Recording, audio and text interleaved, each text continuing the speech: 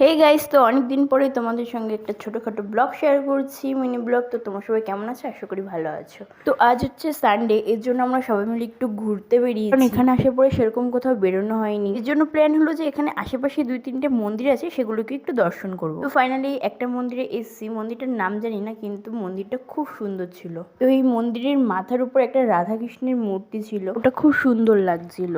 আর এই দিকটাতে আছে ছোট একটা কৃষ্ণ, দেখো কি সুন্দর কৃষ্ণটা। আর এখানে ভেতরেরটা এরকম, কারণ ওখানে ক্যামেরা এলাও নেই, এর জন্য ভালো করে ভিডিও করতে পারি। ওখানে সেমন কিছু না থাকায় তো চলে আসলাম একটা মন্দিরে। এই মন্দিরটা হচ্ছে ঘোড়া মন্দির। এটা তো সেমন কিছু নেই, শুধু দুই পাশে দুটো দুটো করে ঘোড়া দাঁড় করানো আছে বলে এটার নাম ঘোড়া মন্দির। আর এখানে বিশাল বড় একটা কুয়ো আছে, সেটা ঢাকা ছিল, ওখানে সহজে কাউকে যেতে দেয় না। তারপরে আমরা দুজন ওখানকার মধ্যে একটু টিপ পরে নিলাম। তো এবার রুমের দিকে যেতে হবে, তার আগে মলে চলে আসলাম, কিছু কেনাকাটা করার ছিল। তো আমরা ততক্ষণে মলে কেনাকাটা করি। তোমরা চ্যানেলটাকে সাবস্ক্রাইব করে দাও। বাই।